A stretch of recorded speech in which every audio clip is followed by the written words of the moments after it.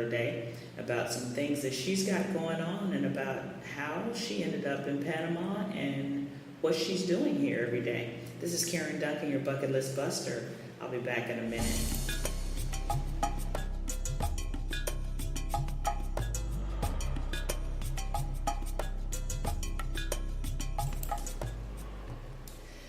Welcome back to Telecom Thursday Tips with our friends over at Wireless Traveler. As technology continues to change and evolve, so do the options for our travelers.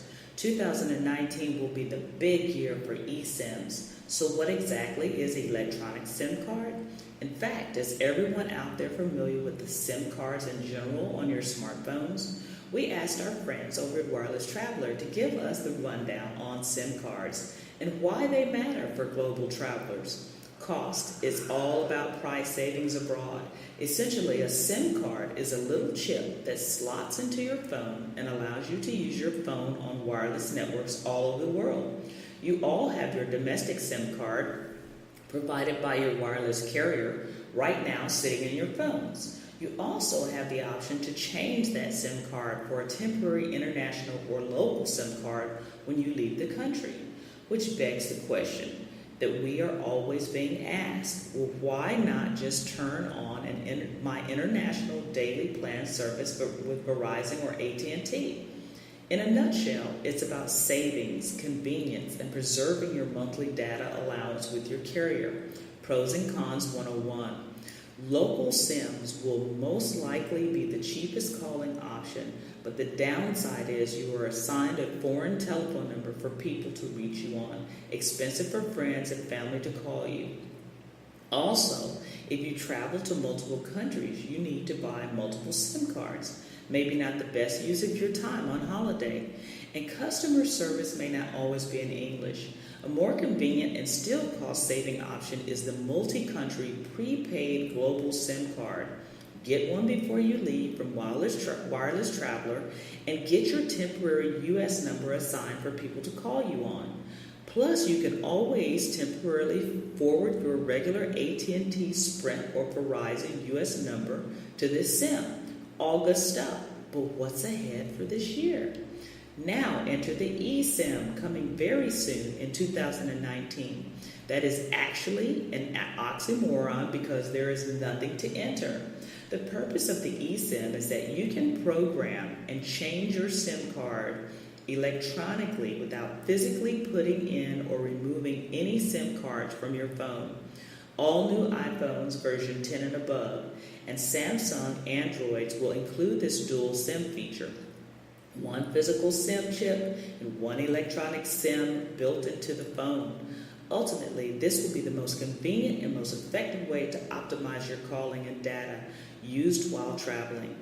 No more need to look for local SIM cards or have a SIM card sent to you before you leave. Everything will be done over the air. How exciting is that? We will have our finger the pulse as this new and innovative services launches with network providers here and abroad. We hope you enjoyed listening this week, and we look forward to meeting up again next Thursday for more tech tips from our friends over at the Wireless Traveler. The Wireless Traveler can be contacted at wirelesstraveler.com or 1-866-700-3883.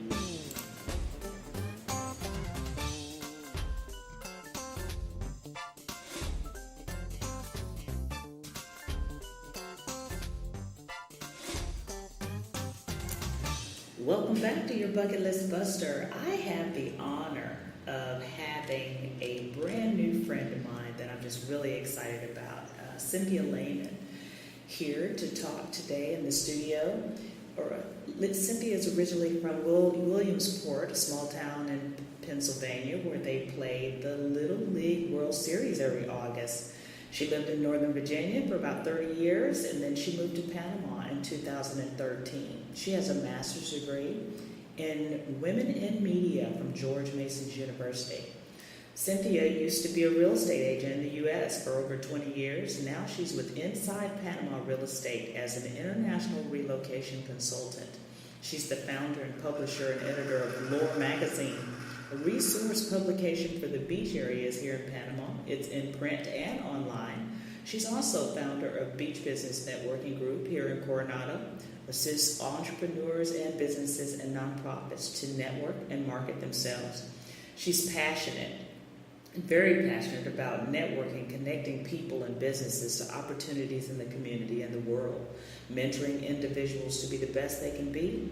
Educating people is key for her. Everything she does has a learning element to it. Traveling, and she's filled with wanderlust, travel at every opportunity, domestically and internationally. Her favorite motto is, "How adventurous are you?" She lives to travel and travel to live. Welcome, welcome, welcome, Cynthia. How did you get to Panama? That's the first question I need you to answer. And I found out that you took a tour immediately upon arriving to Panama up in the Valle Anton area, beautiful area up in the mountains, and that's where you drew on your love for Panama. Absolutely beautiful. Small community. It looks like a national forest when you go up there. And then they brought us down to the beach, my friend and I, and we kind of looked around and looked at some real estate because, interestingly enough, I had sold their property in Virginia before they moved down here. And they loved Panama so much they were here 4 days and bought a place. So wow, that was I think in like 2008 when I was here, and they'd been here a couple years. So I pretty much fell in love with Panama the same way, and I went home to my husband and I said, I think we should buy something there. But he said, we're not ready to move yet and retire. We still have, 6 kids and 5 dogs and time for us to still focus on things here. But as it got closer to him retiring, we took a trip down here, and I was like, I don't want to go to Panama now. We've waited long enough. I've got focuses here. I've got things that I'm doing, teaching and working with nonprofits and real estate. And so we decided to come down. And at the beginning of the week, I was like, no way, I'm not moving to Panama. And less than a week, I met with somebody, and I'm like, I'm really liking Panama. Is there anything that I could do here? And so I met with them, and they said, we want to set up tours for people who are thinking about coming to Panama. You've got experience in a lot of different things. I think you'd be a perfect fit. So getting on the plane, my husband still had a year and a half to work, and I moved to Panama. That was March. I moved in June. Wow. So I've been here for 5.5 years, seen a lot of the country, shown a lot of the country. I've been to the canal, I think, inside the canal 16 times. Oh, wow. At the Mary Flores locks, showing everybody around. I've dropped folks off and said, I'll pick you up, come back. But still, every time I go, love the canal, love the technology. It's over 100 years old. It's amazing. It has just been really cool. Again, like much of the world, Panama offers all kinds of things for people, whether you're an ocean lover or a mountain lover, hiker. The beauty is that you can swim in 2 oceans within an hour and a half. Right. So are you still doing tours? I do mostly private tours, but if people are interested, I'd be happy to set them up with some things that I can show them. We did, I'm not sure if I want to be in the city or the beach. I've heard a lot about boquetes, so we kind of we tailored it to the individual, what kind of their likes are, because some people feel like they need to be close to a city. Right. Which is the great place about where you and I live in the Coronado area, right? So we can get our fix and go. But some people don't really care. They like the mountain areas. They like what that has to offer. It's at a higher altitude, so the climate's a little bit different. Absolutely beautiful. So I find that Panama has a little bit of something for everybody. Yeah. That's exactly what I'm finding. And so what are you doing? What's your day-to-day operation like now? What do you do? Well, I get up at the crack of dawn because the sun rises. Yes, so it does. Right? We have 12 hours of daylight, 12 hours of darkness, and living right on the ocean is absolutely just magical, right? So we have 2 huskies that we brought with us. Oh, really? So they like to go out early in the morning, so we get up, and it's hot. right? Yeah. So we only take them out early. We don't obviously take them to the beach during the middle of the day. And, we're only 9 degrees off the equator. People seem to forget that, so they don't wear their sunscreen and they Right. burn rather quickly. And it can be very hot, and it's a tropical climate. So we get up, either I walk the dogs on the beach, or we take them out and they meet all their friends out front in the morning. I always either walk the beach, do the gym. I obviously do real estate. I do journaling. We just chatted a little bit about that. That's okay, I get that. Keep All right, can you take it out? Yeah. Okay. So going to the gym is always fun. Then I get started in my office, which I get to look right out onto the ocean. Right. Sometimes it's really hard to concentrate living where I live and trying to work. So I might return some real estate calls, set up some appointments to show houses or take some listings. Lore magazine is now coming out, and so we have to set up our distribution. Love Lore magazine. That was a lifesaver as a new person here in Panama. Perfect. That actually got started because there was nothing here at the beach that gave you any information about what are the great beaches, where do you go if you want to swim or you want to do some paddle boarding, things like that. So we put the maps and everything in there. It's been well received, and it goes all across Panama, and a lot of them end up outside of the country because folks take them back to show their family and friends, hey, Panama is pretty awesome. You should come check it out. Right. And then you start, so when do you do beach networking? 'Cause that's in there too. That is definitely in there, yeah. So every Tuesday morning, we meet in Coronado at a restaurant called Nazca 21, 8:15 to 9:45. And the beauty is you don't have to have a business, right? So we do nonprofits, profits, or just folks that if you're in the area, you're thinking about moving to Panama, and you want to kind of feel it out. It's a great way to meet people who've been here, who, one of the things that people worry about is what are they going to do? Right. If they retire in Panama, what are they going to do? Exactly.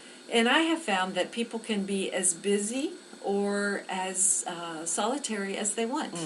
My husband has done his previous life. His next chapter is all about just enjoying it day to day. Sounds like my husband. Yeah, there's a lot of people here that are like that, which is awesome. But then there's a lot of us who we got to fill every minute with something. Yes. So that's I think the feeling that I love about Panama. I love the Panamanians, very gentle, kind folks.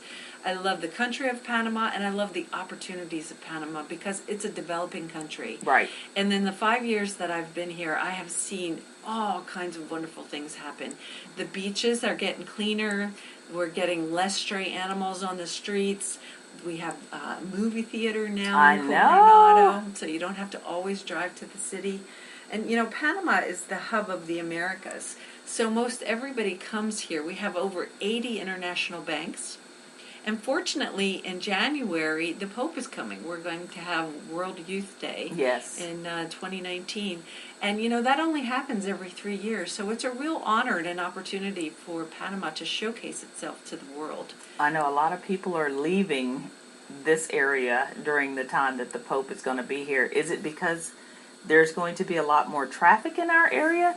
Because he's coming to Panama City, right? He is. But what's happening is all across the country, the Catholic Church is the main religion of Panama.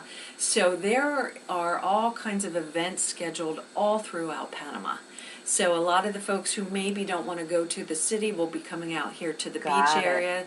So the churches are hosting things. There's going to be a lot of camping. So it's a youth activity. Right? Not that adults can't certainly participate, but it's mostly for the youth to really as a guiding factor for their lives. Right? What a great opportunity. Yeah.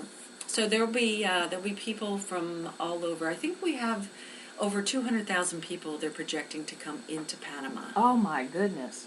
So do not come during the weeks of January, what is it, January the 22nd. 22nd to the 27th.